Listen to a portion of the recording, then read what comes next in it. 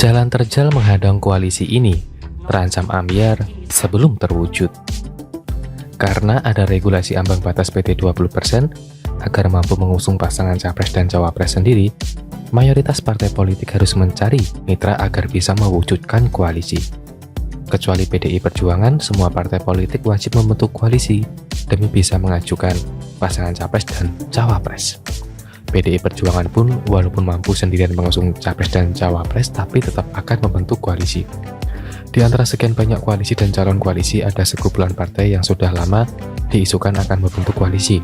Tetapi sudah beberapa bulan berita deklarasi resmi koalisi dari 3 partai ini belum juga terdengar.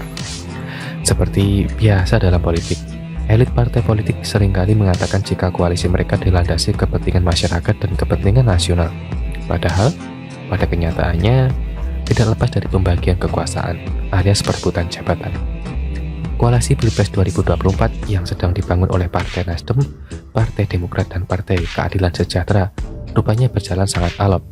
Sebab, jika benar terbentuk koalisi ini, maka ada salah satu partai yang harus mengalah untuk posisi calon wakil presiden atau cawapres.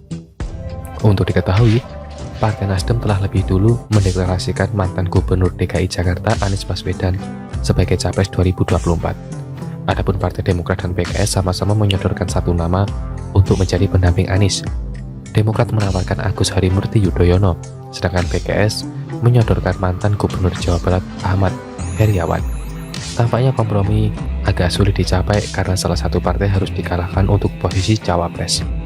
Antara Demokrat dan PKS bisa saja mengalah, tapi tentu harus ada syarat. Syarat dan ketentuan tersebut biasanya berupa kompensasi. Posisi cawapres boleh didapatkan oleh Partai Demokrat, tapi PKS harus mendapatkan kompensasi yang sepadan, begitu juga sebaliknya. Kompensasi ini mungkin saja sama dengan kompensasi yang diperoleh oleh partai politik pendukung Prabowo di Pilpres 2019. Ketika penentuan posisi cawapres berjalan sangat alot. Ternyata di luar dugaan posisi cawapres diberikan kepada Sandiaga Uno yang merupakan kader Partai Gerindra.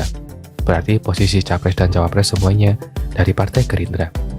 Tentu saja hal ini harus dibayar mahal berupa kompensasi kepada para pendukung lainnya. Kompensasi ini tentu saja hal yang sepadan dan sangat besar. Melihat alotnya tawar-menawar Demokrat dan PKS, masih ada kemungkinan salah satu partai mendapat tawaran posisi cawapres dari poros lain.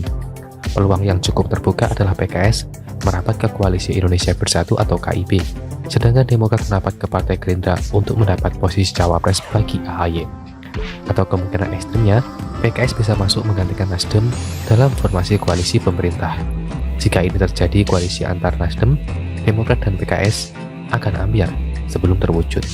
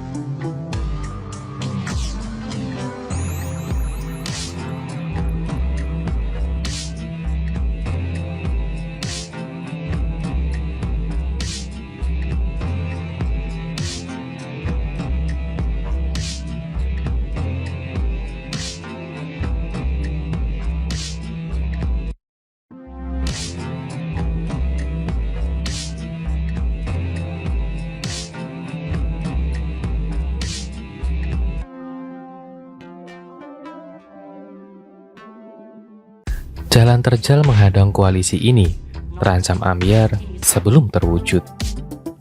Karena ada regulasi ambang batas PT 20% agar mampu mengusung pasangan capres dan cawapres sendiri, mayoritas partai politik harus mencari mitra agar bisa mewujudkan koalisi. Kecuali PDI Perjuangan, semua partai politik wajib membentuk koalisi demi bisa mengajukan pasangan capres dan cawapres. PDI Perjuangan pun walaupun mampu sendirian mengusung capres dan cawapres, tapi tetap akan membentuk koalisi. Di antara sekian banyak koalisi dan calon koalisi, ada sekumpulan partai yang sudah lama diisukan akan membentuk koalisi. Tetapi sudah beberapa bulan berita deklarasi resmi koalisi dari 3 partai ini belum juga terdengar.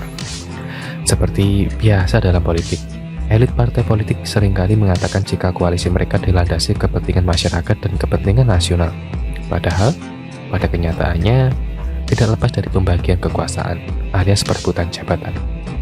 Koalisi Pilpres 2024 yang sedang dibangun oleh Partai Nasdem, Partai Demokrat, dan Partai Keadilan Sejahtera rupanya berjalan sangat alot.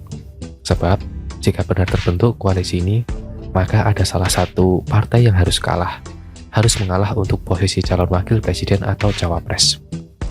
Untuk diketahui, Partai Nasdem telah lebih dulu mendeklarasikan mantan Gubernur DKI Jakarta Anies Baswedan sebagai capres 2024. Adapun Partai Demokrat dan PKS sama-sama menyodorkan satu nama untuk menjadi pendamping Anies. Demokrat menawarkan Agus Harimurti Yudhoyono, sedangkan PKS menyodorkan mantan Gubernur Jawa Barat Ahmad Heriawan. Tampaknya kompromi agak sulit dicapai karena salah satu partai harus dikalahkan untuk posisi cawapres. Antara Demokrat dan PKS bisa saja mengalah, tapi tentu harus ada syarat. Syarat dan ketentuan tersebut biasanya berupa kompensasi. Posisi cawapres boleh didapatkan oleh Partai Demokrat, tapi PKS harus mendapatkan kompensasi yang sepadan, begitu juga sebaliknya. Kompensasi ini mungkin saja sama dengan kompensasi yang diperoleh oleh partai politik pendukung Prabowo di Pilpres 2019. Ketika penentuan posisi cawapres berjalan sangat alot. Ternyata di luar dugaan posisi cawapres diberikan kepada Sandiaga Uno yang merupakan kader Partai Gerindra. Berarti posisi capres dan cawapres semuanya dari Partai Gerindra. Tentu saja hal ini harus dibayar mahal berupa kompensasi kepada para pendukung lainnya. Kompensasi ini tentu saja hal yang sepadan dan sangat besar. Melihat alotnya tawar-menawar Demokrat dan PKS, masih ada kemungkinan salah satu partai mendapat tawaran posisi cawapres dari poros lain.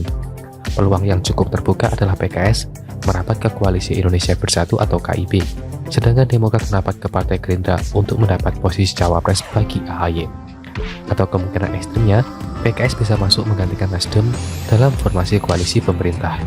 Jika ini terjadi, koalisi antar Nasdem, Demokrat, dan PKS akan ambiar sebelum terwujud.